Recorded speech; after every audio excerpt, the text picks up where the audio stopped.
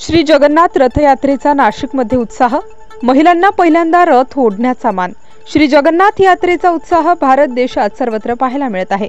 असेच श्री जगन्नाथ रथयात्रा नाशिकमध्ये पंचवटी परिसरातील पंचमुखी हनुमान मंदिर आणि श्री जगन्नाथ रथयात्रा समिती नाशिक यांच्या वतीने आयोजित करण्यात आली। महिलांनी पहिल्यांदा श्री जगन्नाथ महाराज यांचा रथ ओढायला सज्ज झाल्या।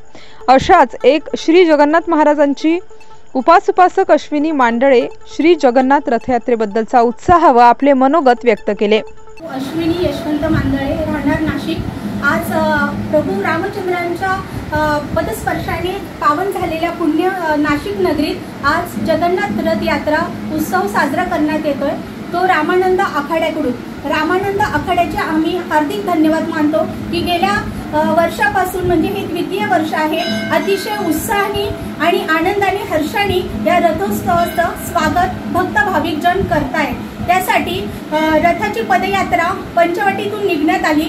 पंचवटीतनं गणेशवाडी नंतर दही पूल, मेन रोड, आरके, विक्टोरिया पूल तसेच काळाराम मंदिराच्या इथून ही रथयात्रा निघाली। त्यावेळेस भाविकांनी सुंदर अशा रांगोळ्या काढल्या, रांगोळ्या आणि फुलांचा वर्षाव करण्यात आला। मनोभावे नाचत गाजत परत वादन नृत्य अशा प्रकारे जगन्नाथाचं स्वागत करण्यात आलं।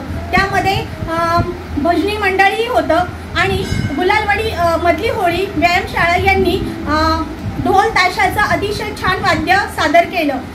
या जगन्नाथाच्या रथयात्रेत रथ ओढण्यासाठी भाविकांनी खूप मदत केली आणि त्यांच्या जीवनातील दैन्य दुःख या उत्सवामुळे नक्कीच हरण होणार आहे। आणि आपण असं म्हणूया, आमचे वंश पारंपरिक भक्तिभावीचे निर्धारी इह पुत्री पौत्री उपरी द्यावी सद्गती। म्हणजेच या जगन्नाथांच्या कृपेमुळे आपल्या सर्व पापांचं दुःखांचं हरण होणार आहे। म्हणून आपण या जगन्नाथ रथयात्रेत सहभागी झाला, तसंच याचा आनंद लुटला, याबद्दल आपल्या सगळ्यांचे हार्दिक धन्यवाद।